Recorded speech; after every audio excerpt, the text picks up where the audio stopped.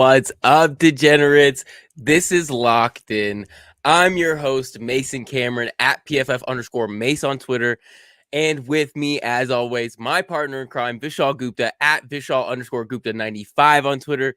The playoffs are here, baby. It's time to get going. It's time to break it all down. This is where the magic happens. This is where all the money is made. The best part of the betting season is right now. How are you doing? How are you living? Doing good. Also very excited to finally be here. 18 long weeks, but this is what we've been waiting for. This is a key moment of the NFL season and cannot wait to get started tomorrow. Yeah, absolutely. And it's great because we get three straight days of games that are just going to be phenomenal games with some really quality teams. I think a month or at the beginning of this season, a handful of months ago, there are some teams in this slate that we would not have expected to be there. I think we're going to probably talk about a couple of them right off the rip too with one of the first games, but it's going to be a lot of fun to break down all the games with you. So, for anybody that's new to the show, isn't quite aware of how we do this, usually we break down the games for just the picks that we're taking on the week.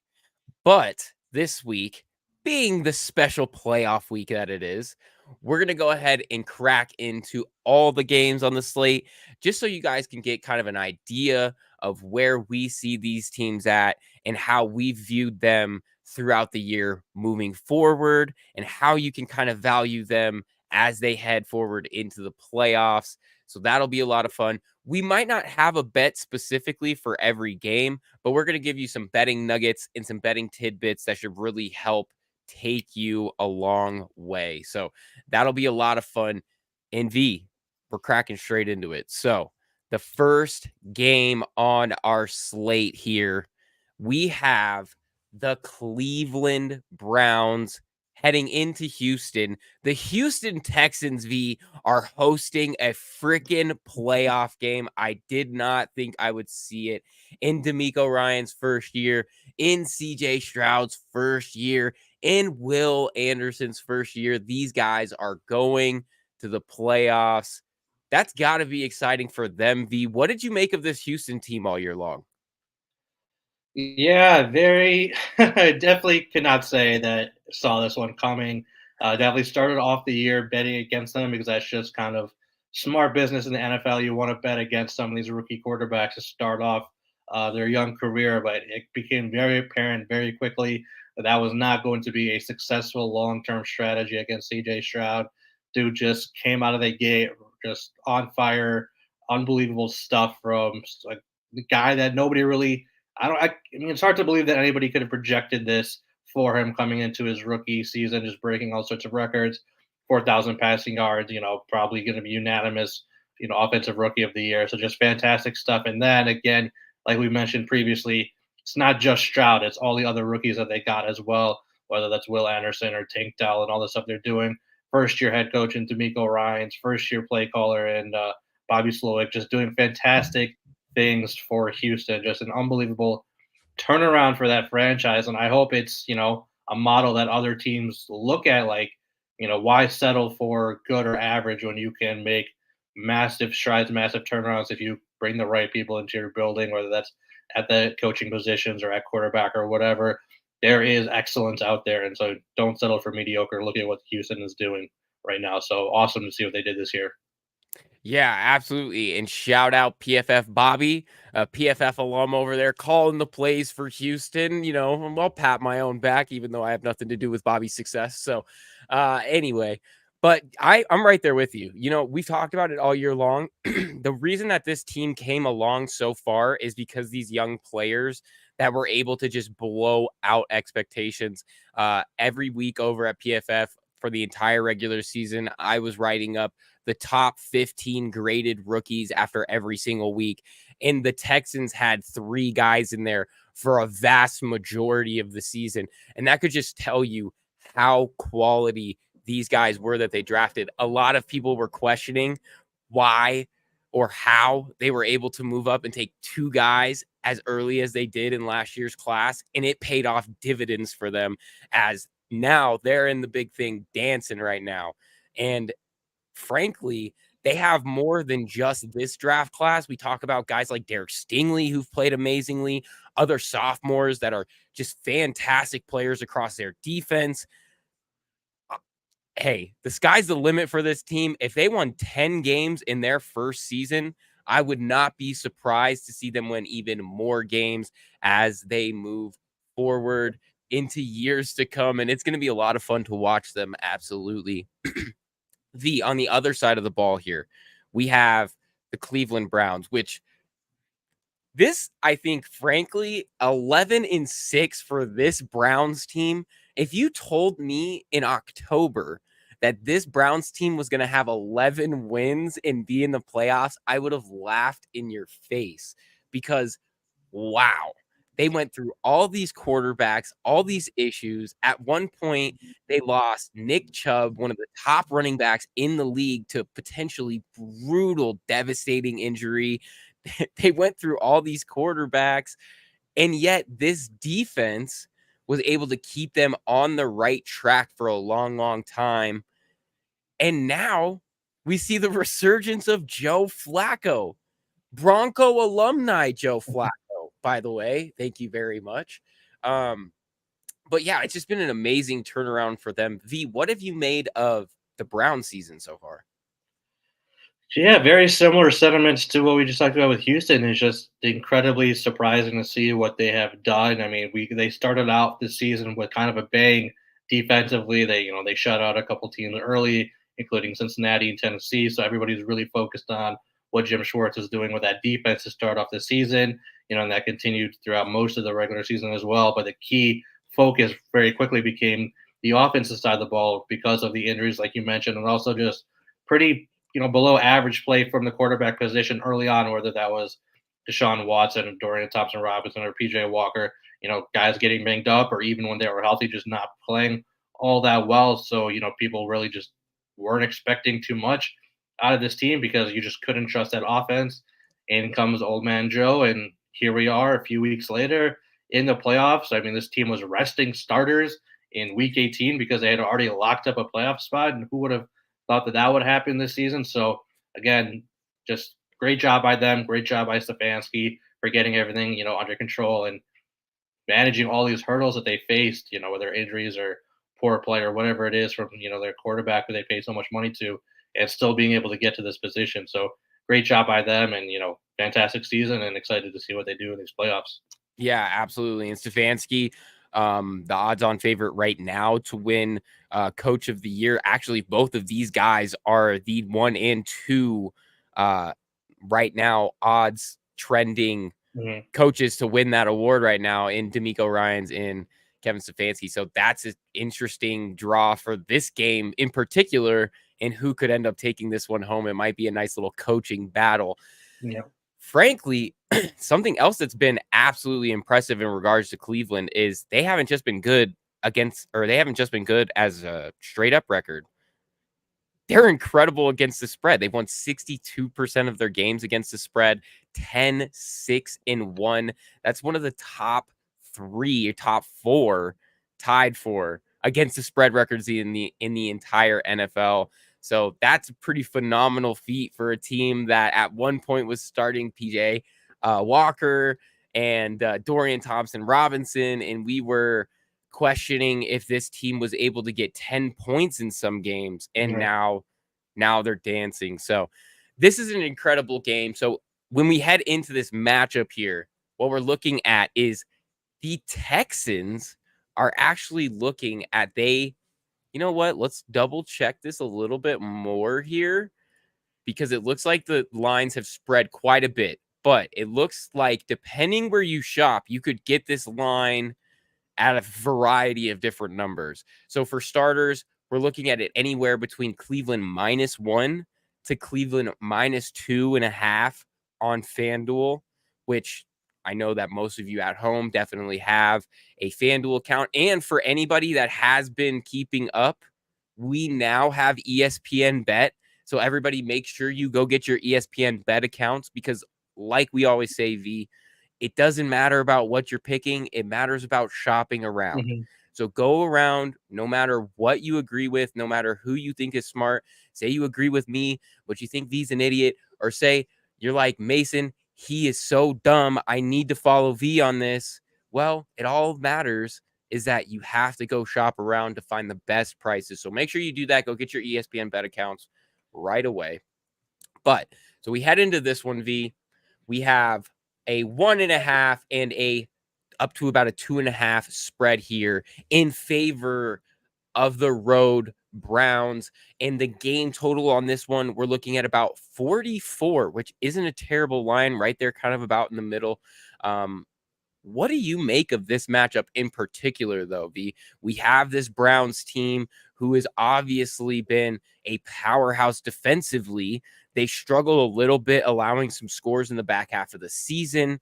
You have the Texans, on the other hand, who have been one of the most aggressive young offenses in the league. We've talked about what they've been able to do in terms of CJ Stroud, who actually pushes the ball down the field at an extremely high rate. He's one of the only quarterbacks to throw just under 50% of his passes past the sticks, which is an incredible feat for a young quarterback. Oftentimes with young quarterbacks, we see hesitance, we see complacency, and we see short passes and checkdowns. That's not what you see with CJ Stroud. You see a lot of aggression, and you see him pulling the trigger when it matters most. So that can be a double-edged sword for the Texans, absolutely, as they've had some turnover luck, as even though Stroud has thrown perhaps the fewest interceptions among most starters in the league, he has had quite a few of those that were dropped interceptions. And it's a tough case for them, especially in the playoffs when you're playing really solid defenses that aren't going to drop these interceptions and could potentially turn you over and turn that into points. That's not something you can do against this Browns team who really, really swarms you defensively. V, what are you making of this matchup in particular, though? Yeah, honestly, I think we're starting out with probably the most difficult matchup to pick this weekend. This one just feels super, super close between these two teams. They met earlier in the season in week 16. Cleveland won that game in, essentially a blowout, 36-22.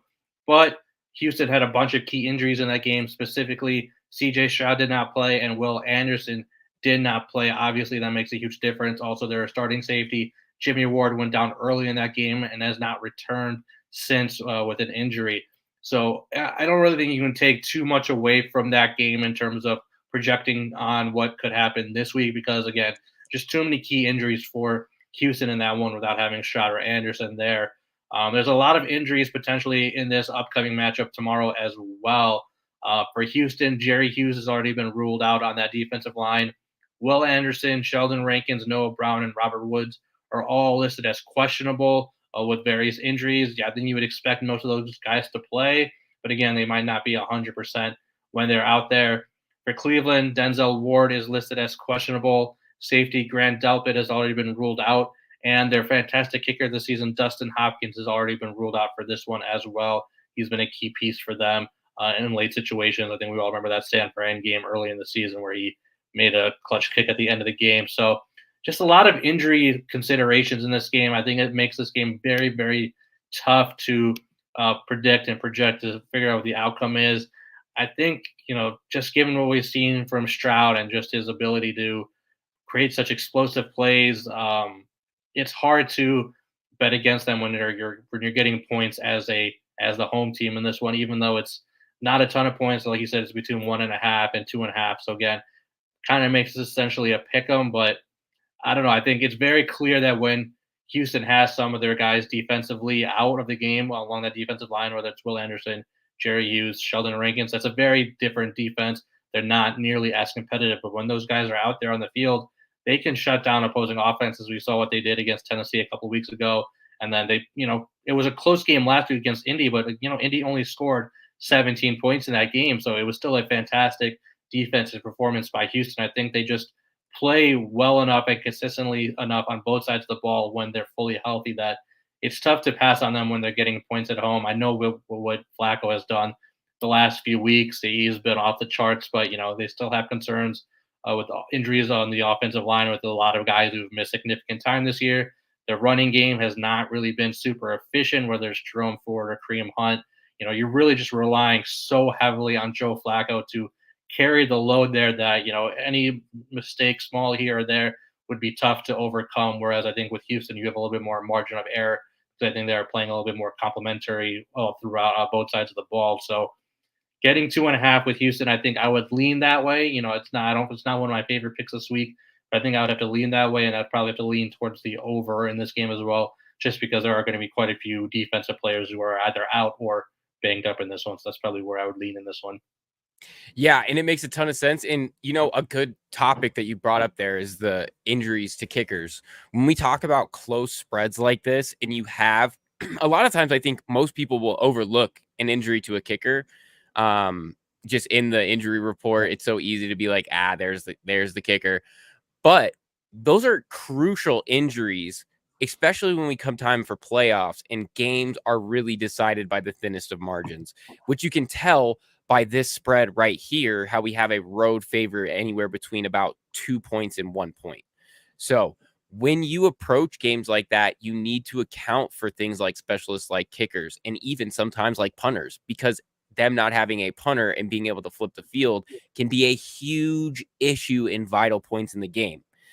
With that being said, I think that does continue to put value on this Texans team, like we've talked about. Frankly, the Browns defense was their strongest point, but we've seen they've allowed quite a bit of scoring over the last handful of weeks. They allowed 20 against the Jets a few weeks ago, which doesn't seem like a ton, but this Jets team was pretty abysmal up to that point. They allowed 31 against the Bengals.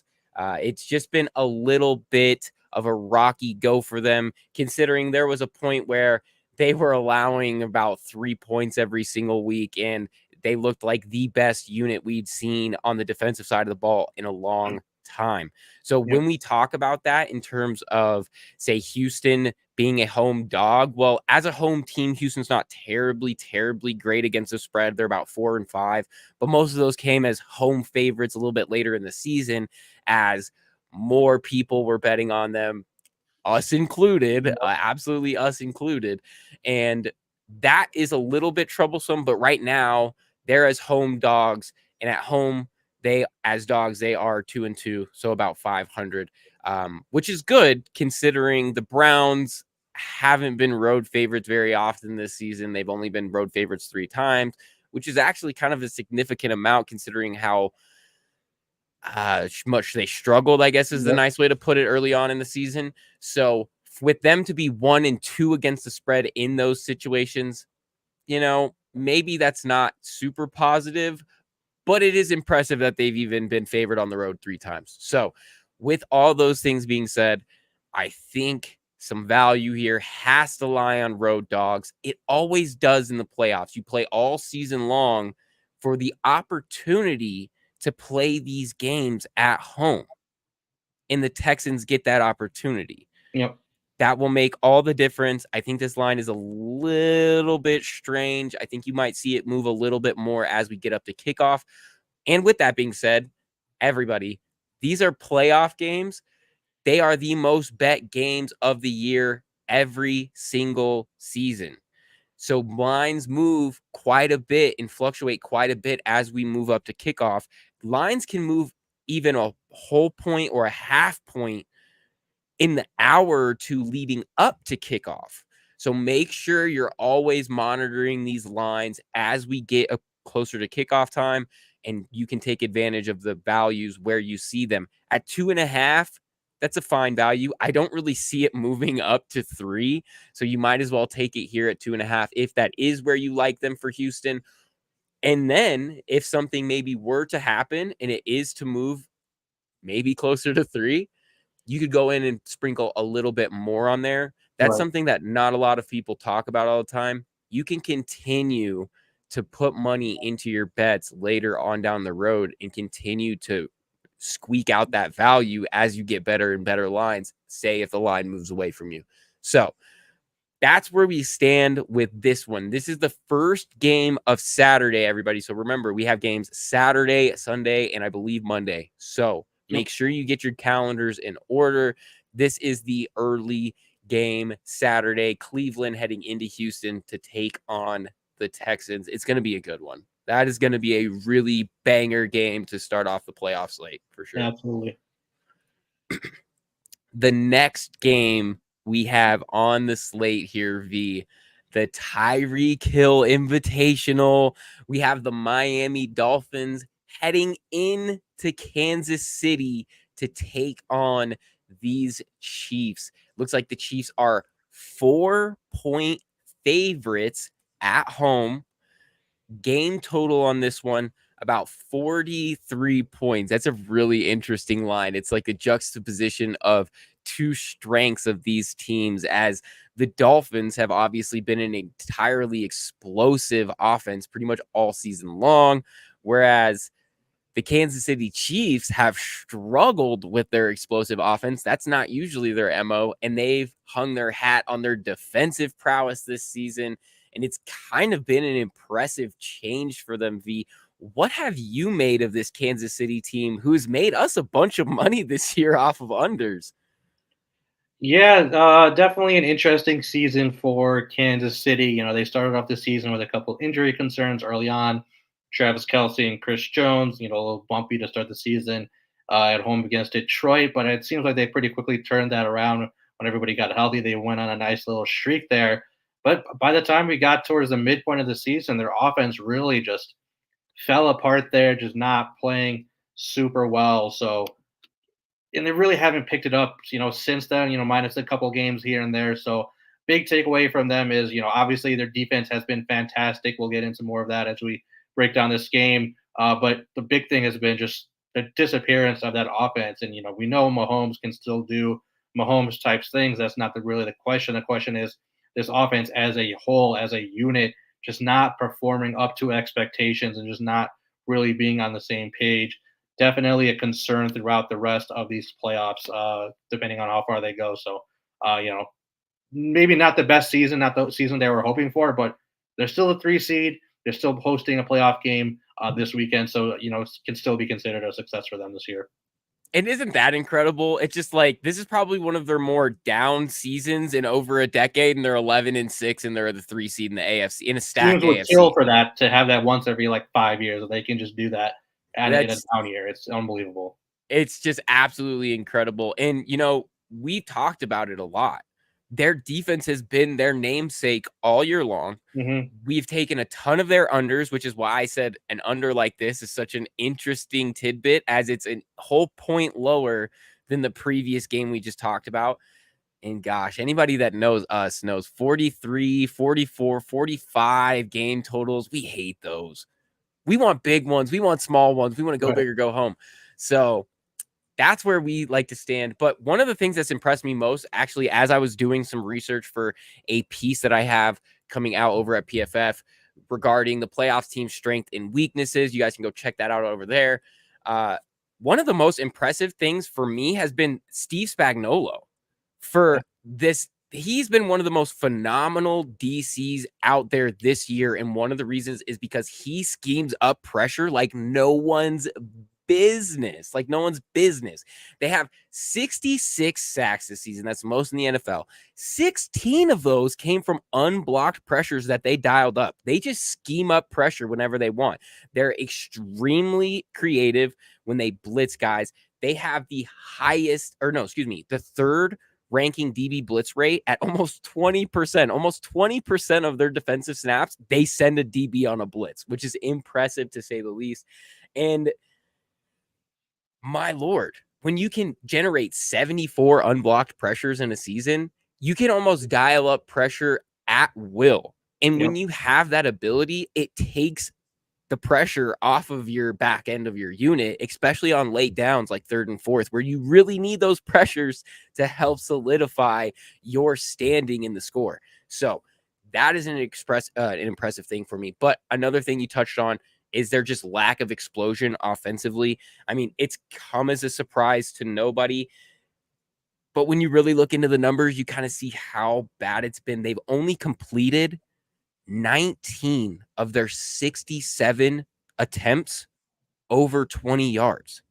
That's one of the worst rates in the entire NFL. That's only 4 2.5% from a team like the Chiefs and Patrick Mahomes, where big plays and juice and chunky yardage is their bread and butter. This is a huge change for them. That's something that worries me in terms of this team's approach. You'd hope that after an 18-game season and understanding how they played all season, they would understand their new identity is defense. Hey, we should probably try running more. Now they have run the ball quite a bit more as of the back half of the season. But you have to question what's going to happen when they get their back against the wall and maybe fall into their old habits of trying to force the ball down the field and just don't get those things to happen. Yeah. Now, that can be an issue with this Miami team, which we'll break into in a second as we start to break them down. But it's going to be something that is definitely going to come into play in this game, which is actually interesting on both sides, as we'll get into here in a second. This Miami team has absolutely slaughtered everybody that's at a lower tier than them. But anybody that's either a tier above them or on their tier, they've kind of crumbled quite a bit. Yep. V, what have we seen from this Dolphins team so far this year? It hasn't been all bad. It's actually been impressive to a very, very large degree. Yeah, I mean, specifically offensively throughout a large chunk of the season, it's been incredible to see what they've done.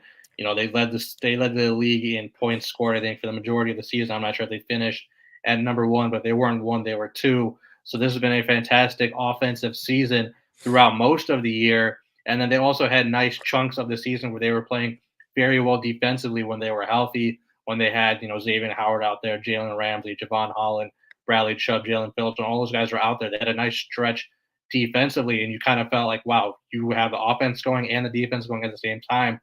This team really feels unstoppable. But unfortunately, similar to what we saw late last season, this team has kind of fallen apart. And again, primarily due to injuries. There are just way too many injuries heading into the playoffs for this Miami team. The list just keeps growing bigger. Jerome Baker went out last week with a wrist injury, likely to miss the rest of the season. Andrew Van Ginkel went out the week before. Xavier Howard has already been ruled out for this game with a foot injury. We already know Bradley Chubb and Jalen Phillips are out for the year with ACL injuries. And now Javon Holland, Raheem Mostert, and Jalen Waddle are all listed as questionable in this game. So, I mean, it's just an unbelievable, unfortunate circumstances 2 years in a row for this Miami team in terms of injuries. Now they have to go into Kansas City playing in freezing temperatures. They're talking about this game being minus 30-degree wind chill. Could be the coldest playoff game, maybe in league history, but at least in Kansas City franchise history, the coldest game that Miami has ever played in their franchise history, going up against a Kansas City defense that ranks second in the league in points allowed and yards allowed. Kansas City's defense has allowed 20 or fewer points in 6 of their last 7. And an unbelievable stat I found, Kansas City's defense has only allowed more than 21 points twice this season. This is just an unbelievably strong Kansas City defense that is pretty much fully healthy at this point. So, kudos to Miami for doing what they did throughout the regular season. But again, it just feels like it's not going to be enough come playoff time. That is my expectation going into this one tomorrow. Yeah, absolutely. And you hit the nail on the head. When we were looking at this team 4 weeks ago, it was wow. They could really do it because defensively, the strides that they made were so impressive. Getting Jalen Ramsey back, he had a stretch in the season where he had like 4 picks in 3 games or 3 picks in 2 games or something just incredible like that. Javon Holland, wow, been one of the best safeties in the entire NFL. And we've already talked about how Xavier Howard has just, he's just an incredible presence in that secondary. And pairing that with their pass rush with Bradley Chubb and Jalen Phillips, it was just perfect. Everything was coming together at the right time for them. And now they have crucial injuries. Neither of those edge rushers, the whole secondary's banged up. It's a tough look. And then when you look at the offensive playmakers, that's another issue entirely. Luckily for the Dolphins, they run the ball I think, better than a lot of people do expect, especially, even with Raheem Mostert is to miss this game. Devon Achane, obviously an incredible player, tons of speed, so much speed all over this offense that it is going to be a difficult thing for Kansas City to keep up with. Absolutely. If all things were the same and it wasn't going to be a horrendous weather game for a team, from Miami that's just not used to playing in that type of weather. So that's going to be an interesting draw for them. I think it makes a ton of sense why this game moved past like a line like 3, where you see a lot of playoff games kind of end up hovering around, moving up to about +4.5. And it's really just because of these injuries. And another thing to be said, though, is while the Dolphins are pretty good at pass pro, which is obviously very promising considering Tua's injury history and whatnot, that doesn't really matter too much when a team like Kansas City can come in and scheme up the pressure the way they do with exotic blitzes and stunts. So that's going to be a really, really tough thing to draw. And when that type of thing happens and the pressure bears down on Miami, you need to hope that they're not making some of their mistakes. They've tended to fall into some problems on late downs, 3rd and 4th, where they've just given up the ball quite a bit on late down situations. They've only converted about 43% of the time. It ranks 11th out of the 14 remaining playoff teams. And considering some of the teams, I mean, if I were to name the 3 teams below them, you would be like, wow, that's not terribly fortunate for them. Yeah, it's not good company to be in. Yeah, exactly. So those are something that they're going to have to watch moving forward. Now, obviously, Mike McDaniel, an excellent coach, he's going to be able to scheme up some things, some ways to get their guys open. You just hope that the weather doesn't take the ball away too much. We talk about Tua's arm, where most of the time that doesn't end up being an issue. They play in warm Miami. Those things can become an issue when the weather gets cold. So, with that being said, I think the value here might lie in Kansas City. It's hard to really bank on them covering that 4, but I think you could also even ID the game total here. I think at 44, it's a pretty reasonable line to take under, especially if we're considering the weather to be very, very nasty out. When we talk about weather games, these lines tend to hit much, much lower, anywhere in the 38, 39 point range. So I think you're getting a little bit of a mint here with it being a playoff game and it including one of the highest output offenses in the NFL in Miami, and a team that I think to the general public in Kansas City thinks can also produce offensively. So I think you're getting a nice little bump here in that regard. And I would definitely be willing to maybe venture into the lands of the under, which is where we make all of our money. We love unders here. So definitely that's a play this week for this game is the under in this game, and we'll talk about in the upcoming game that has similar weather forecast, but you're getting a point total that's about 8 to 9 points less. So I think there's definitely a lot of value on this under here at 44 or 43.5, wherever you're finding it.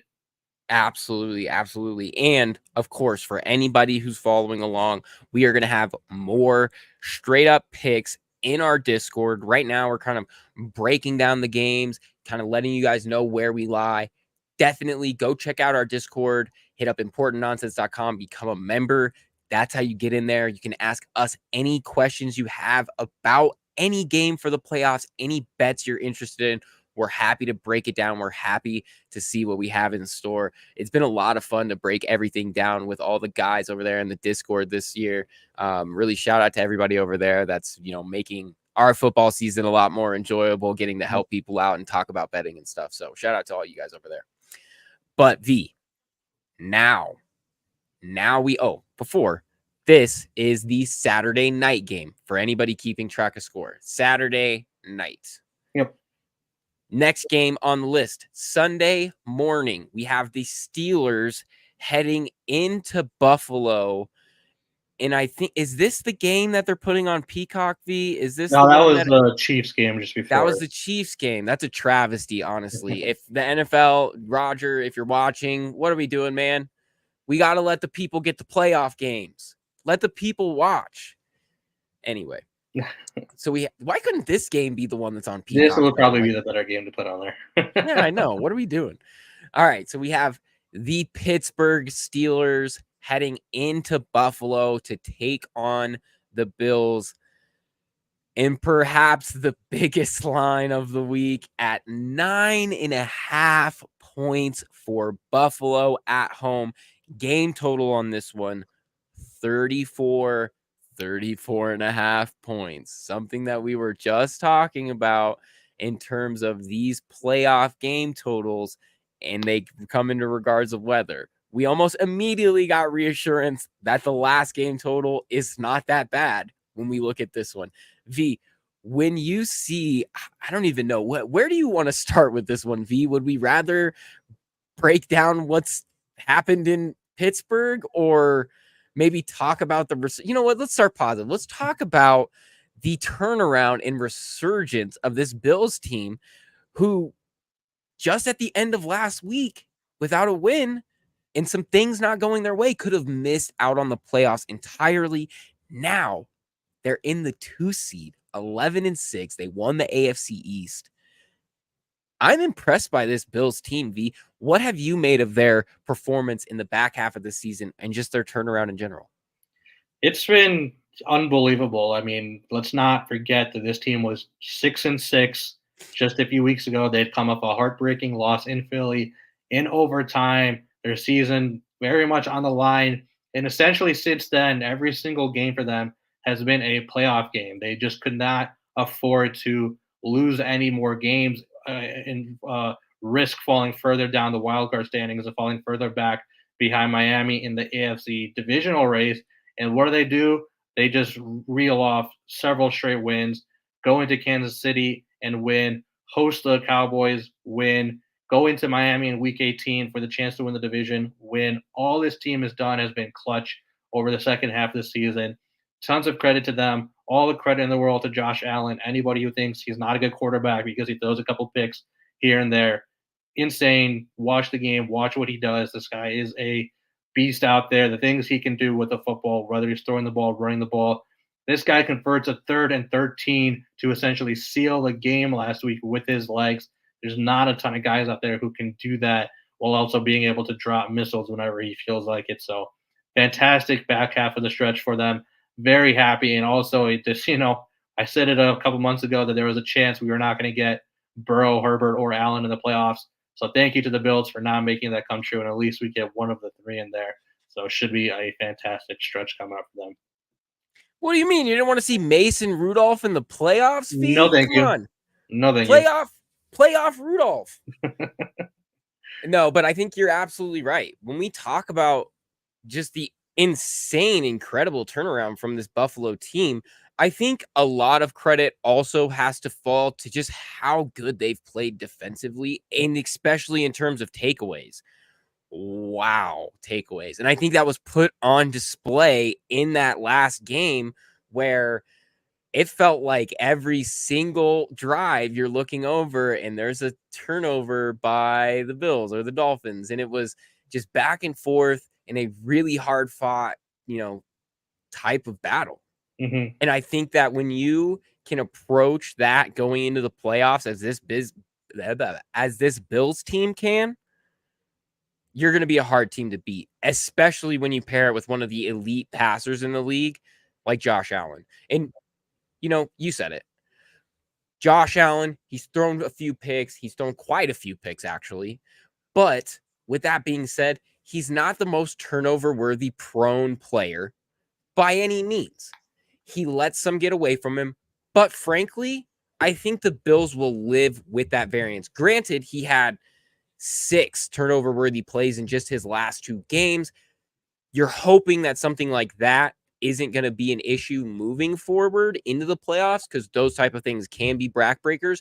But in this matchup specifically, I don't know that the Steelers really have the pieces to break into them like that. Since returning from their bye, Allen has had 9 turnover-worthy plays, which is tied for third most over that span. That's not a great look for them. But like I said, they'll live with that variance because of his ability to produce some of these explosive plays.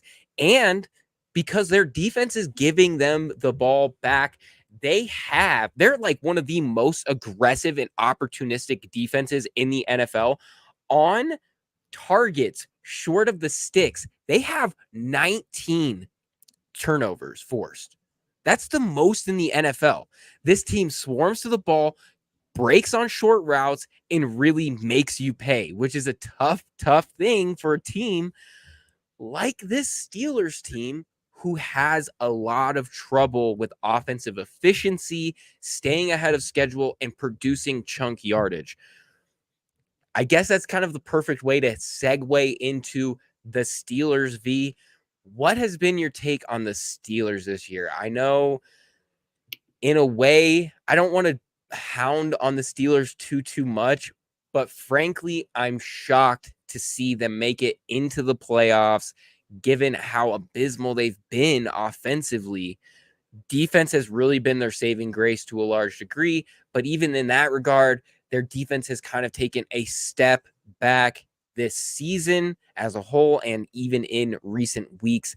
They've had some injuries. I know TJ Watt is expected to miss this one and potentially longer if they, by some miracle, are to take this game home. What are we making of this Steelers team and their prospects moving forward in this playoff berth? Oh man, what a weird season for this Pittsburgh team. Just ups and downs all throughout the year. Winning games they shouldn't be winning, losing games they shouldn't be losing. I mean, I still remember middle of the season they have I think a home game against the Browns when they're starting Dorian Thompson-Robinson, and they could not win that game somehow, despite only allowing I think 16 points. And then you felt like, where is this team going? How can you ever trust this team? Then a couple of weeks ago, starting Mason Rudolph, they go and play Cincinnati, and they just completely blow them out on a home game on Saturday, and kind of really just turn their season around. And then they get fortunate in a Week 18 game against a Baltimore team with nothing to play for, and are able to squeak out a win, 17-10, to get into the playoffs. So I don't know. It feels like credit to them for doing what they had to do, but I think there's also a lot of fortuitous bounces they got in terms of. I think they played a ton of backup quarterbacks. I think we already mentioned they played DTR once. They played Jake Browning twice. They played Tyler Huntley that last week of the season. They got to go up against Bailey Zappi. I mean, I think they just played a ton of backup quarterbacks throughout the year, and I think that really ended up saving them and getting him into the playoffs. And no TJ Watt this week, unfortunately. He gets hurt last week. I don't really know, man. This is it's a good story. Great for Mike Tomlin to have another winning season, but really can't expect them to make any noise in these playoffs. It would be pretty big shocker here. Yeah, I don't really know what to make too much of this team for this season or even going forward. But they're here. We have to watch them. So be it. And Mike Tomlin, the longest tenured coach in the NFL now after the departures of Pete Carroll and Bill Belichick from their respective teams. It's either him or it's Harbaugh. I can't remember right off the top of my head, but that's kind of where a lot of the praise stops for them, is that they're incredibly well coached, and that's what keeps them in a lot of games, frankly. But they really just lack the pieces, especially offensively, to really keep pace with a team like the Bills or, frankly, anybody in the AFC playoff picture right now. It's a tough draw for them, frankly. When we look at just how bad it's been offensively from them, 22nd ranked EPA per play. They average just 4.9 yards per play. That's 25th in the NFL. And of their 194 drives this season, they've only managed a touchdown on under 15% of them. That's the lowest by any playoff team by a vast margin. So that's not a good look for them. But their saving grace in this one definitely has to be their ability to stop teams in the red zone. Of their 53 drives backed up inside their own 20, 24% of them have resulted in no points. That's fourth best in the NFL. That's something they're going to need a lot of right now because points are going to be hard to come by for them in the playoffs. They've been hard to come by for them all year long. Now, we obviously have to question in terms of this matchup what that means for this game total. We've talked about that this game total 34.5 points. The Steelers struggle offensively. There's some weather, you know, but you still have to question a 34-point line because this Bills team could erupt for 34 themselves. With that being said, you really got to question one of the things that I'm going to probably look at as we head closer into game time, maybe Saturday night, Sunday morning before kickoff, is something that we target a lot on this show, which is individual teams, game totals, or even first half totals. I would venture to say that this Bills team is going to turn over Pittsburgh quite a bit. Points are going to be hard to come by for them. And possibly for both teams, this game could end up being slightly closer than we expect. But with that being said, if you can get the Pittsburgh team total under 17 points, go ahead and hammer it. Absolutely slam that button. Even at under 14, it's probably at 13.5 right now, if we're realistic. I would still consider taking it given how good the Bills have been defensively and just the matchup. Pittsburgh, unfortunately, Mason Rudolph, not a lot, not a running game, not much on the outside. It's really going to be a tough draw for them to get any points moving forward.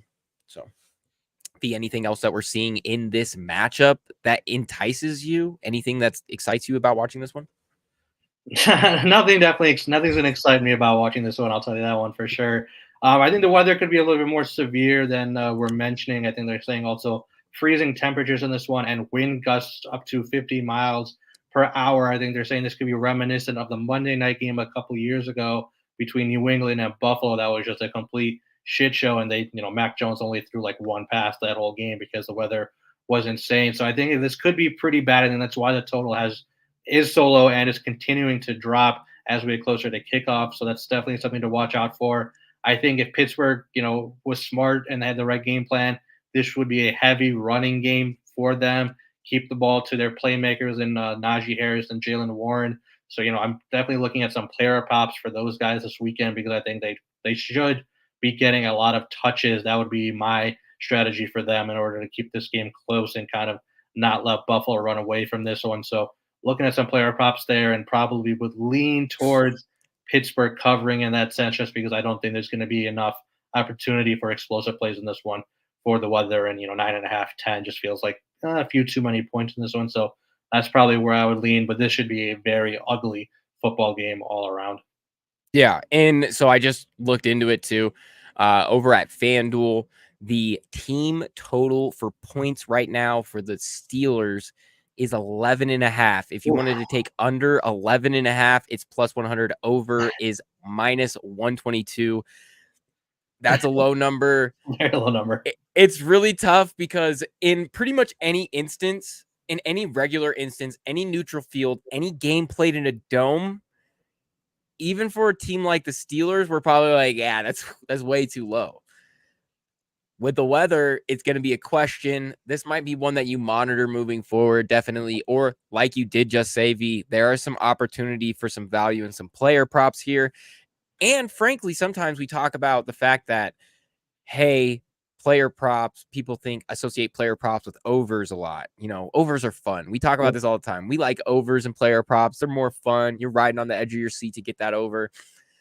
I think there can additionally be some value here in unders for some guys that might be over priced depending on the weather. So I think the weather is a huge key here because I did not realize it was going to be 50-mile-per-hour gusts. V, that's incredible. And incredible is not the right word. Heinous and obscene is a better word for that. I you wouldn't ever catch me dead out in that type of weather. Yeah, I think there So were even some reports that they were considering moving this game because of that weather, but I don't know how far along they've got or if any of that's substantiated. But yeah, the weather is going to be crazy in this game for this one for sure. incredible. And you know what? This is just the perfect moment for me to get on my soapbox here. NFL, you are the richest, one of the richest corporations in the entire world. You have a group of 32 billionaires together with untapped, unknowable amounts of wealth. And you're telling me we're still playing football outside in January in Buffalo? Get a dome. Get a dome. See, and I don't that's know if something. the Buffalo fans would agree. I think they enjoy being out there in heinous conditions, as you put No, it. I know, and I get it. And I don't understand because I live here in Denver too. And I get the meanest side eye from people in Denver when I say, why aren't we building a dome? Why don't they have a dome? Because, here in Denver, we've had new ownership for the Broncos, and they've asked, season ticket holders and people around the city what they think about a new stadium and how they would want it and what they would like out of it. And for some god awful reason, everybody continues to say, we want an open air stadium. And I'm like, guys, I want to go to games in January. I don't want to be home in January. Let's maybe go inside and enter, the real world. It's so strange that only in the NFL are there places where it's warm that they play in a dome, and everywhere it's cold, they prefer to play outside. It Yeah, just doesn't make any sense to me, a little but bit backwards there for sure. it does not make a whole lot of sense. And goodness gracious me, we have absolutely jammed through our time. This is going to be an extra long show, but it's okay. I like talking playoffs. We like breaking it down. And we've had enough, nonsense chatter about the Steelers taking on the Bills for enough for one playoff cycle. Now we head into another, actually way more interesting game than you would have anticipated. Another team I really didn't see making the playoffs in the Green Bay Packers. They head into Dallas to take on this Cowboys team who we've talked about a ton. Extremely explosive, very good defensively. The spread for this game, 7 points in favor of the home Cowboys, 51 or 50 and a half points on the game total V. Let's just start with the impressive turnaround from the Packers. I have some notes here on the Packers that I think are going to absolutely shock you, V. But let's start with your breakdown on what you've seen from this resurgent Packers team. Yeah, another team that has had an unbelievable stretch over the second half of the season. This is a team that, didn't play all that well to start the year. A lot of low scoring games, a lot of games against, lesser opponents that they couldn't necessarily pull out or were playing way too competitively when they should have been significantly better. But just mass improvements over the second half of the season, specifically from Jordan Love, playing out of his mind recently. Over his last 8 games, he has thrown 18 touchdowns, just one interception, and is averaging 268 passing yards per game. Another key story for them is the return of Aaron Jones, who has missed quite a bit of time this season with injury. But in his last 3 games since coming back, he has games with 21 carries for 127 yards, 20 carries for 120 yards, and 22 carries for 111 yards. He's averaging more than 5 yards a carry in his last 3 games. So this offense, I think we've heard about this ad nauseum the last couple of weeks, but it bears repeating. This is the youngest roster in the league to make the playoffs. I think since they were keeping the track of roster ages or whatever. So incredibly impressive. So many young guys, so many players who would not be nearly as successful on other teams. So shout out to the coaching staff over there. They're doing a great job with these young guys, whether it's Shaden Reed, Tucker Kraft, Bo Melton, Luke Musgrave, all these guys are just balling out. Jordan Love is playing well. So yeah, that's definitely the main storyline for this Packers team is just their growth over the second half of the season, specifically on offense. I think defensively they still have some concerns and some questions on what they're doing over there defensively, but offensively, super impressive with what they've done. LaFleur been so good getting Jordan Love to come out of his shell, feel comfortable in that offense. It's been incredible. His emergence has been insane. So this is going to be an absolute shocker to you, V. Since week 12, who do you think is the quarterback with the highest PFF passing grade? Is it going to be Jordan Love? It's Jordan Love. I was utterly floored when I came across that little tidbit of information. That's incredible. 91.3 passing grade since week 12. I am utterly shocked.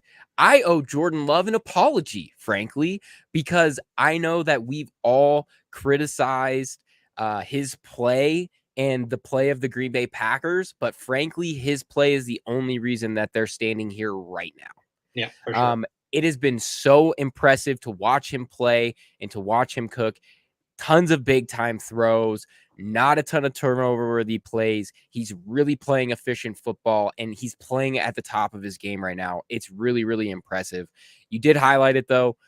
One of their struggles has definitely been defensively, which isn't usually their issue in terms of how this team has been built the last handful of years. Run defense tends to be an issue for them. They give up explosive plays in bunches. They've had 47 rushes of over 10 yards this season. They missed 77 tackles on run plays. Both of those rank in the bottom third of the league. They allow over 2.9 yards per rush after contact. That's a tough look. That means that teams are staying on schedule, even though they're scheming up to stop these runs at relatively modest gains. That's not going to be good when you go against some of these teams that are incredibly, incredibly explosive, in particularly the Dallas Cowboys. So that's going to be something that we do have to watch moving forward, but it does bring into question a line like 7 while Jordan Love is playing as well as he has in a dome.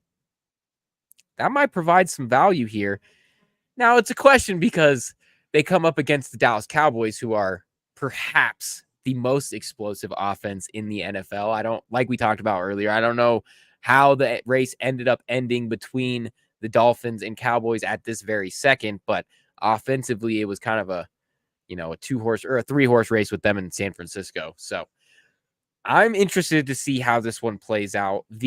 Anything that you saw in regards to how the Cowboys have played this year, it's been a crazy ride for them. They've had incredible defensive prowess in terms of defensive touchdowns. Deron Bland over there is an absolute ball magnet, one of the most aggressive corners in the league and one of the most absolutely swarming corners in the league. Definitely don't throw short routes against that guy. He will break on it and make you pay. And then we have to talk about, he's not going to win the MVP maybe, unfortunately, but wow, Dak Prescott, he's played impressively. This offense produces at a huge, huge level. What have you made of Dallas so far this season, B? Yeah, fantastic season for them coming to the year. I don't know how many people really projected them to win that division this year, given what Philly did last year, and they were essentially bringing back the same team from last year. So definitely a great season by them. I think this is a Dallas team that either blows you out or they're kind of gonna lose. They don't really win too many close games. They won a couple of weeks ago and a 1-point win over Detroit, but we all know what that situation was. A lot of referee shenanigans in that one.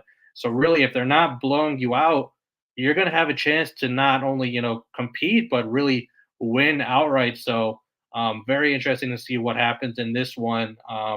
We all know what they've done offensively in Dallas, but I think the key for this one is kind of some struggles that they are also having defensively. This is a Dallas team that dominated last week against a bad Washington team, but in the 3 previous games against Buffalo, Miami, and Detroit, they lost 2 of those. The one win was against Detroit. They won by 1 point.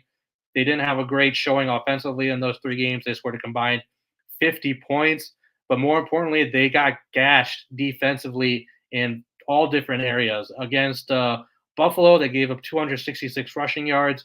Against Miami, they gave up 284 passing yards. and against Detroit, they gave up 295 passing yards. It's going to be very difficult to cover a number as big as 7 or 7.5, depending on where you're looking, if you are allowing those kind of numbers in either the run game or the passing game. This Green Bay offense is capable of doing, both of those things. We already mentioned Aaron Jones has been fantastic. He can easily put up big numbers in the rushing game. We know what Jordan Love has been doing. He can put up massive numbers in the passing game. So this Dallas defense really needs to buckle down in this one. Otherwise, this is going to be way closer than they are hoping for or expecting. I think there's going to be a lot of points in this game, and I think this is going to be a very close one. This should be a one possession game coming down to it. So should be a very fun game in the afternoon on Sunday. Yeah, and you make a really good point there. The defense for Dallas, as much as that's been one of their strengths in terms of, hey, they can turn you over and turn that into 6 pretty quickly. But the other thing, like you just highlighted, is that they have struggled in some spots defensively, specifically late game run defense, which, if we think about in the grand scheme of things, explains a lot of why when they come up against good teams that get leads against them late in games, they just can't overcome it. And it's because they let them get gashed on the ground late in games. They surrendered a successful play on 36.4% of the time. That's 30th in the NFL. And that's in late game situations in the 4-minute drill, when they need stops to get the ball back so that they can go back and score. It doesn't matter how good you are offensively if you can't get the ball back in tight games or in late games. That's been a huge issue for them. This game might not be a huge issue. They might win. They might not cover. They could cover. I really love your estimation of that 7 is way too many for a team that's playing as well as Green Bay right now. I 100% agree. Yeah. The issue we have to run into with the Cowboys is maybe when we get a little bit further down the road into maybe the next round or the next round, where they may not be favored against some of these really, really quality teams in the NFC. When we look at what they've done against the spread as a road or as a dog, they have the worst against the spread record in the NFL as a dog. They are 0-4. They are the only team to not cover a single game as a dog this season. It's pretty incredible. That is impressively scary in a playoff situation where you're almost assuredly going to find yourself as a dog at one point or another. And that's a tough look. You talked about the games in their recent stretch, which I want to go back on and touch here. When we look at their against the spread record just over the last few weeks, they covered last week against Washington, as you said, 13-point favorites. Then you have to go all the way back to the beginning of December in their game against the Eagles, where they did win pretty handedly, for another cover. That's bad. That's a 2-3 against the spread record heading into the playoffs. And I don't know. A lot of those teams on that slate are going to be potentially teams that they could match up with at some point in this playoff run, depending on how far they end up taking it. That could definitely be an issue. So something that bears monitoring. But as we head into the actual game and this actual matchup, I agree with you. I think 50 points is a high number, but given how well Green Bay has played, I think that this is a more than attainable number. Also, when you get 7, we get this key number of 7 as a dog. I also like that too. You get that push value at 7. Stay out of the 6.5 range so you don't get keep looking for 7.5. I'm sure those are still out there as well. I think that's what I'm going to be looking for. I bet you could definitely find 7.5, and that would be an incredible value, especially when we talk about this being America's team and this is the playoffs.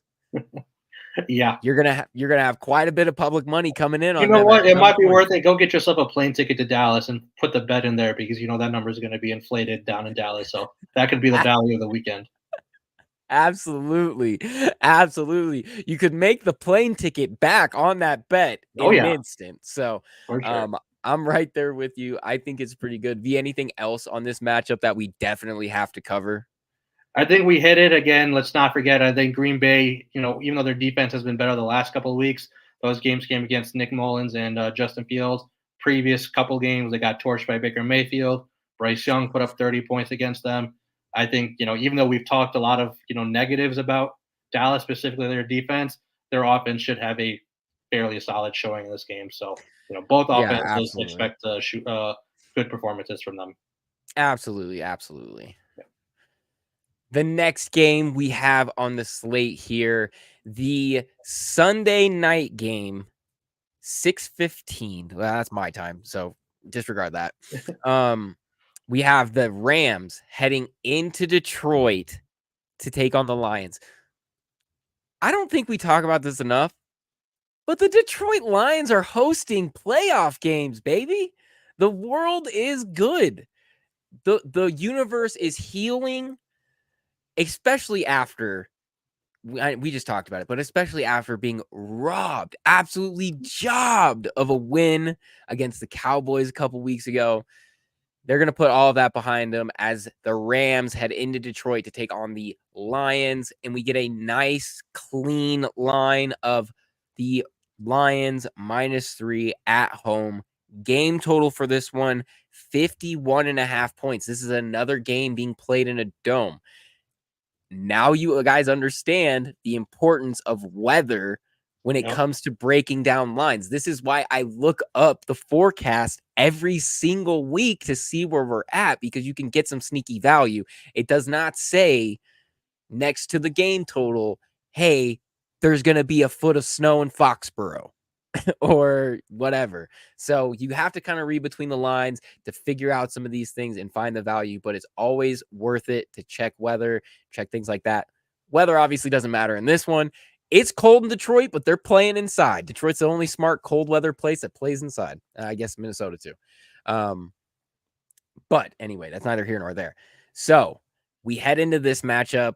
The Rams, a ton of injuries this year. A lot of incredible play this year too, but they are kind of healthy at the right time.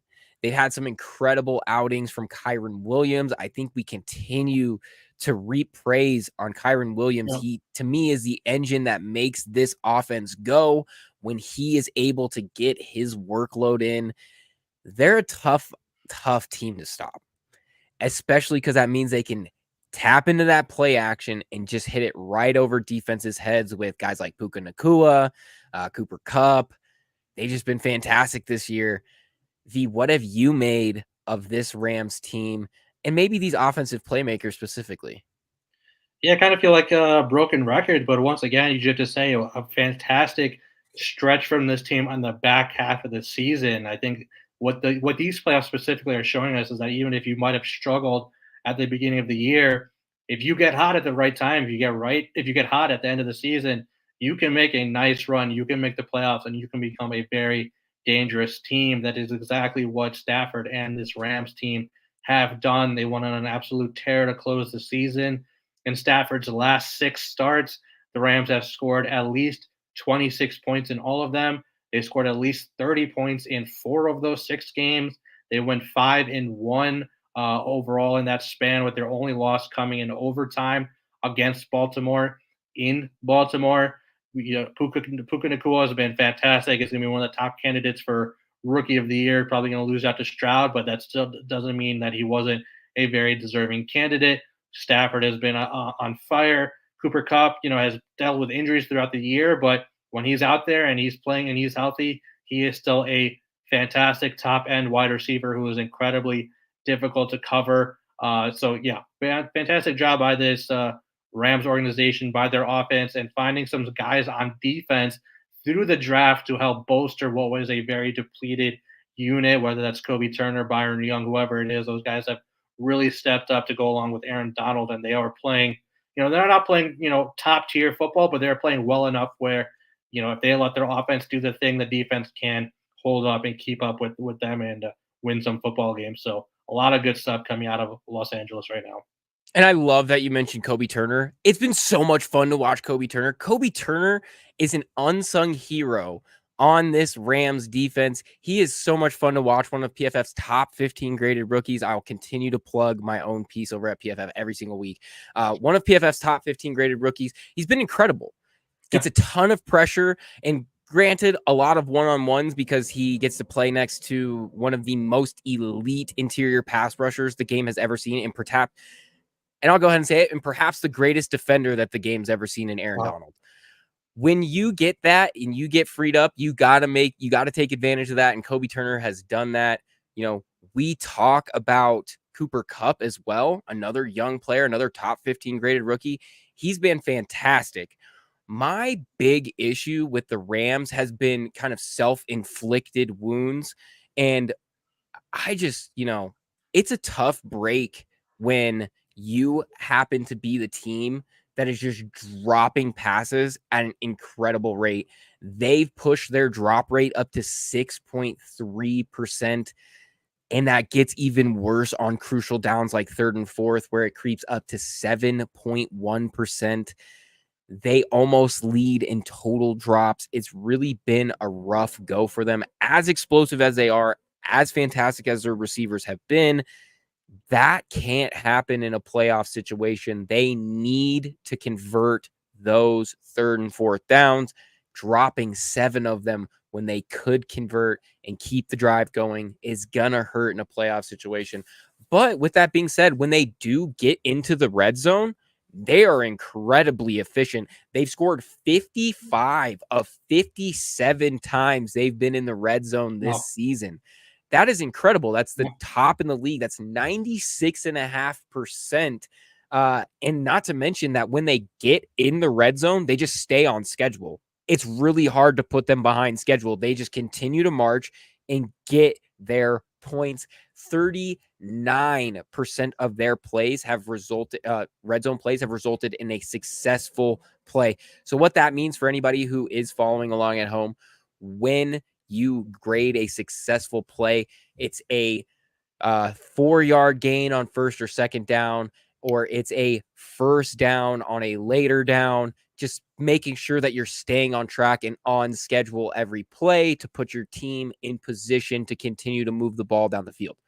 So with that being said, it's tough to stop them when they get in the red zone. And a lot of it is, like you said, they've been incredible with Matthew Stafford. He throws lasers, man. Sometimes I worry, and in back of my head, I remember, wait, this guy had a bum elbow like not that long ago, and he just absolutely throws darts and lasers.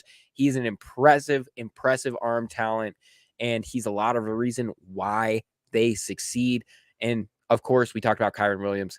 Fantastic player. He continues to be the engine that makes this go. When this team can run their PA concepts, they get extremely more productive offensively. So, with that being said, what are we making of this Lions team, though, V? They just got jobbed. We talked about them getting jobbed a couple weeks ago, and now they're in the big dance. They're playing at home. They're 12-5. What do you expect from this Dan Campbell-led Lions team in this playoff berth? Well, yeah, let's start off by saying shout out to Detroit. They finally had the season of dreams that they've been waiting for a very long time. They win the NFC North for the first time in franchise history. They had a very nice bounce back win last week, like we both talked about in our show last week, winning 30-20. Goff had another great game, 320 passing yards and 2 touchdowns. This offense has really been clicking most of the season, but even the back quarter of the season, they've scored 30 or more points in 3 of their last 4. Amon-Ra St. Brown is doing his thing. Jahmyr Gibbs is doing his thing. They're getting Jameson Williams more involved. So everything is looking good for them. Unfortunately, Sam Laporta could be out for this one. Had a tough knee injury last week, so he could be out for this one. But even if he's out, they still have so many other pieces offensively. But just like a lot of other teams we've talked about, their concern is definitely their defense. They have allowed 20 or more points in 8 of their last 9 games, even though they have really good players on that side of the ball with guys like Aiden Hutchinson and Brian Branch. They still just give up a lot of yards, a lot of points. We saw last week, even with Nick Mullen starting, Justin Jefferson was able to have a really big game. Jordan Addison had a long touchdown pass in that one as well. So just a bit of a concern there for them as well defensively, but not to take away from the fantastic season they had going 12-5 this year. I think outside of the Houston-Cleveland game, this is probably the hardest game to handicap and figure out how I think this game could really go either way in terms of the point spread or the total. Should be a very close game. Yeah, absolutely. And when you talk about this team in the Lions, you highlighted it perfectly. They have had some struggles in coverage, and it's really put them behind the 8 ball in terms of having to overcome some deficits that they might not have needed to overcome in some other matchups. But when we look at some of their advanced metrics for coverage, it doesn't look great. They are 28th in EPA per play allowed, and that's due largely to them allowing over 800 explosive passes of 15 yards or more. That's 31st in the NFL, 29 passing touchdowns. That's another bottom third of the league rank. That is not going to cut it when you face a team that can absolutely go straight over your head out of play action with a guy like Cooper Kupp or a guy like Puka Nacua. That is really going to be tough for them to overcome. But with that being said, this Lions team is one of the best late game teams in the league. They have been fantastic. And I mean, I guess that's kind of what you could expect from a Dan Campbell led team. They just don't go away. They're never quitting out there. But down the stretch, they are leading the league in a variety of late game stats, including EPA per play, touchdowns, conversion rate, yards per play. They've been pretty impressive in a late game situation, which, we saw firsthand, which the nation saw firsthand in that Dallas game where they, marched straight down the field, got the score they needed, and then promptly were robbed. So that's kind of where it stands with them, that even when things go wrong, they do have the ability to come back pretty quickly over a span of just one quarter or even late in the fourth quarter. So that's going to be something that bears in mind watching. With this game specifically, you hit it perfectly. I don't know. Yeah. I don't know what to tell you guys about this one other than it's going to be a really good game. 3 is just a very standard line for a game like this. You could tell Oddsmakers didn't know what the hell was going on with this one either, frankly. I think when you do come into a situation like this, sorry, I'm a little phlegmy. When you do come into a situation like this, something we've talked about, not so much this year, but in the past on this show, when we talk about trends, is value recency over historic trends. But we can go in and look at kind of how wildcard games end up turning out. I don't have the number right in front of me at the moment. Somebody feel free to tweet me at PFF Mace if I'm absolutely off base and wrong on this one. But if I do recall, I think last year in the wildcard round, we had a vast number of underdogs end up covering and even I think winning in some degree. I'm trying to remember off the top of my I head. know that Miami covered even though they had Skylar Thompson starting. I think there was Right. some other, random team. I think the Giants won outright in the wild card game, so there was definitely some underdogs Right. playing well in the wild card game. So when you talk about some things like that, getting free points against some pretty even keel teams, you're going to be playing in a dome, not, a ton that can go wrong too much in terms of that. So I kind of like the points here. I would probably lean the Rams at +3, but then again, this is such a wash line that you could probably go in somewhere else. This might be a great opportunity, and definitely check out our Discord for some prop picks that we'll definitely kind of dive into. But yeah, in terms of game total, this is definitely one of the more difficult ones to read on the week for sure. Agreed. And so that is the Sunday night game, and we head into what I believe is Monday night. Yep, Monday night. Monday night. Okay. Monday night playoffs, baby. We have the Eagles heading into Tampa Bay for a playoff game. That is correct. The 11-6 Eagles are on the road in Tampa against the over 500 Bucks. Gotta love it. What a time to be alive. Oof.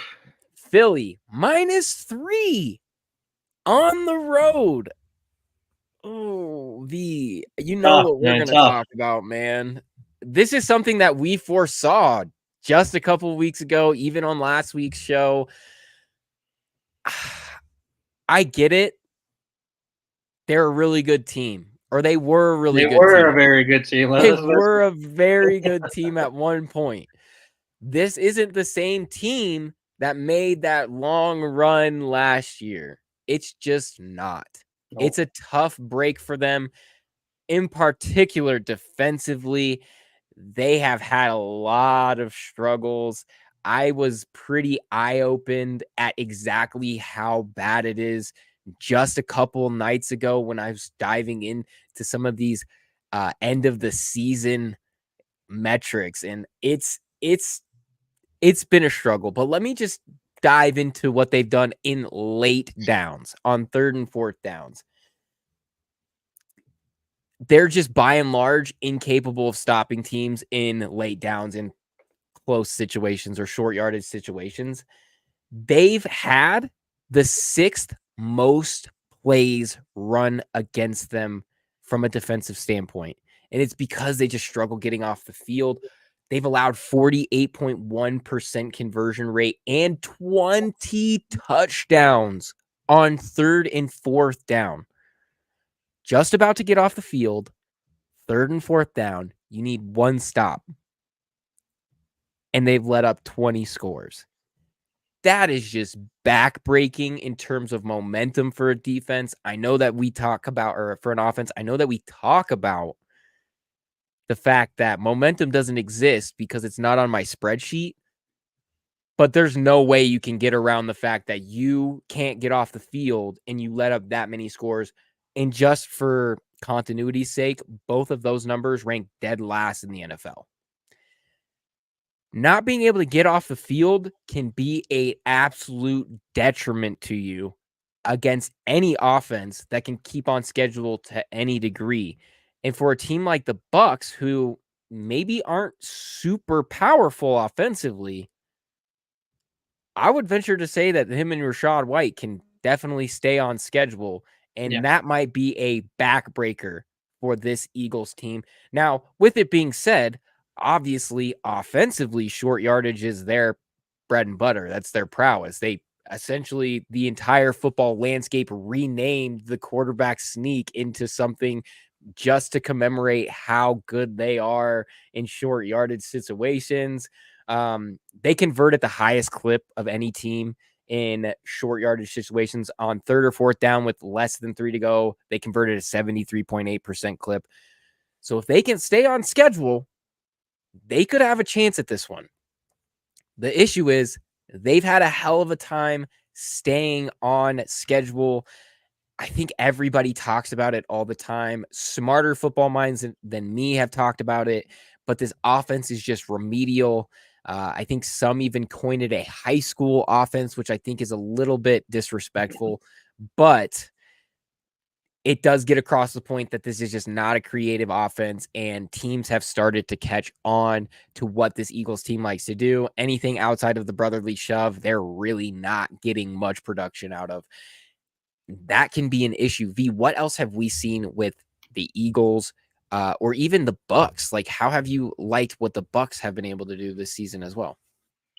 We'll start with Philly, and just to jump off what you said, specifically on their defense. I mean, it's been atrocious. There's really no other way to put it. This defense has allowed 25 or more points in 6 of their last 7 games. They've allowed 33 or more in 4 of those 6. The Philly offense played their starters in the first half last week and could not score a single point against the New York Giants. I mean, what are we doing right now? They have lost 5 of their last 6 games, and they could not be more down heading into the playoffs. Unlike a lot of other teams we talked about today, this is a team that has destroyed their season in the back half of the season rather than turn it around and get hot at the right time. They've gone cold at the worst possible moment. Really bad vibes heading into the playoffs.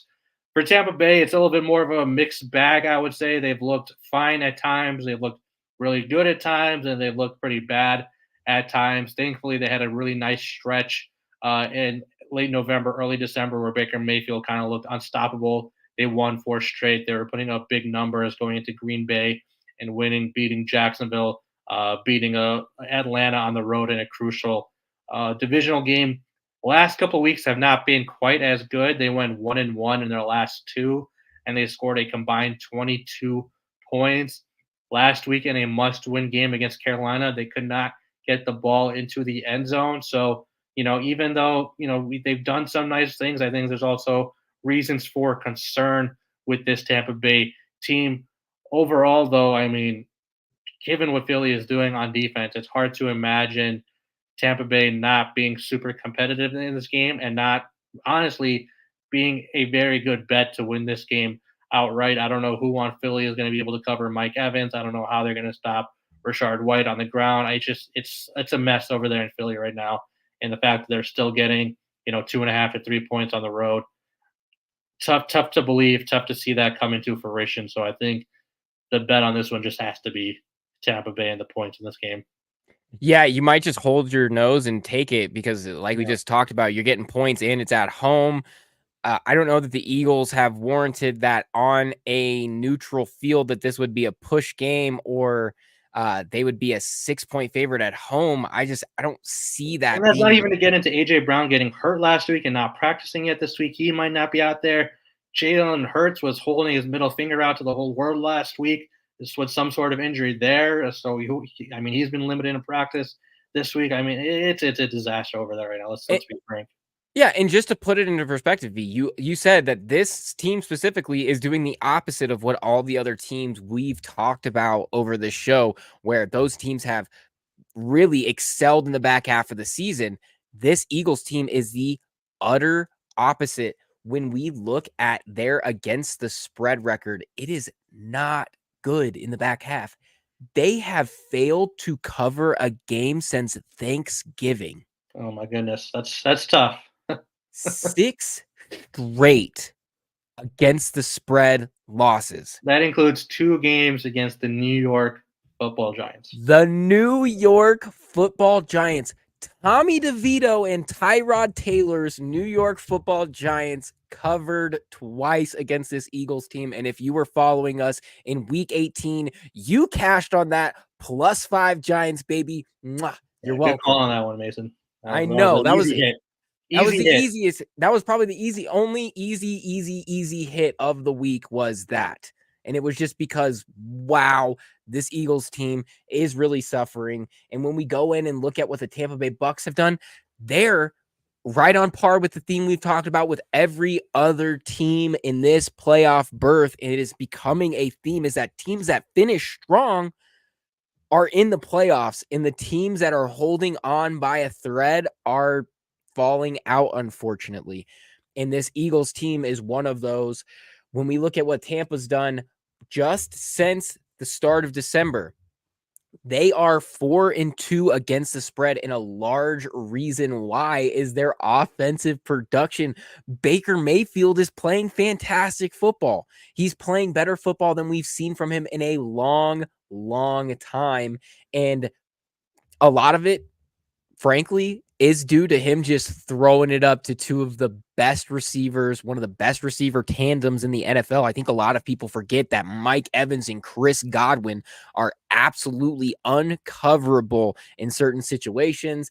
They've produced 29 passes of 15 or more yards since week 15. That's the second most in the NFL over that span, and it's contributed to the 6th highest EPA per dropback in the league over that span. To think that you would think Baker Mayfield, of all people, is the guy who is pushing up the 6th EPA per play in the back half of the season, that's an impressive feat, because I think as much as I'm a fan of Baker Mayfield, there is a lot of things that he has struggled with and that he doesn't quite do as well as other guys. But kudos to him and hats off to his ability in the back half of the season. It has been incredible for them. And I think you're right. I think the only way to do this is to just take the +3 at home, because the Eagles have done virtually nothing to warrant a 3-point line at home. It's the same argument you had last week. I mean, why would they have been a 5-point favorite against the Giants, put up an egg, and then come back and still be a 3-point favorite on the road against a Tampa Bay team that is theoretically significantly better than the Giants team you just played last week? And I think, frankly, V, we have to ask the question, At the end of the day, odds makers have to sell tickets. Yeah. Odds makers have to sell these bets. And to them, a -3 for Philly is still going to warrant a ton of money for them. And the fact that this dropped to 2.5, they're going to get even more on Philly. So I think that's a good move by them because I think they realize that Tampa is going to pull this one Yeah. out most likely. So Yeah, absolutely. And when we talk about that, for all of our bettors at home, go and get the number right now before it creeps underneath 3 so you can have that push value, which I don't frankly think you need because yeah. if I'm honest, this is going to be the one. Eagles fans are going to come and cash rate me. If I'm honest, this Bucks team is winning. This Bucks team is going to win outright. It's not the easiest bet of the week. It's not a lock. It's not anything. But if you think this Bucks team is going to not show up at home in a wild card situation against this Eagles team, I'm sorry to tell you, you're going to be very, very surprised by what this Bucks team ends up showing. So, Yeah. And they actually have, all pro players on that side of the field. Congrats to Antoine Winfield Jr. I think the all pro list just came out today. He was first team. You still have a beast like Vita Vea in the middle. All those linebackers who are still good players. So unlike Philly, who really is devoid of talent on defense, Tampa Bay still has a lot of dudes from their, previous regime under Tom Brady who went to the playoffs 3 straight years and now going to a playoff game for the 4th straight year. So a lot of talent still on that team. and I will say this, if the Eagles are going to win this game, they're going to need that pass rush to actually get home, which they've struggled a little bit with. Somebody not named Hassan Reddick, please do something on that Philly defensive line. Anything, please. Jalen Carter, I write about you every single week. Please go and make more plays so it's more fun to write about you every single week. Yeah. Because that's what needs to happen. And frankly, that could be the case. Batted passes tend to be an issue with Baker Mayfield. I mean, his size kind of contributes to that a little bit. But if they're going to have any chance to win, that pass rush is going to be key. Frankly, it's not something we've seen a lot, so I'll pass on that one for now too. But that does it. That wraps the wild card weekend. That was a lot of fun. Nice long show for us. It's going to be an incredible ride. We're going to be here every single week, breaking down all of the matchups all the way up to the Super Bowl. I still don't know if I can say Super Bowl. I feel like they're not going to come and get me until Super Bowl week. So until then, Steve, if you get a cease and desist letter in the mail, I'm sorry. But anyway, we're going to be here all the way up to the Super Bowl. So make sure you lock it in and check us out.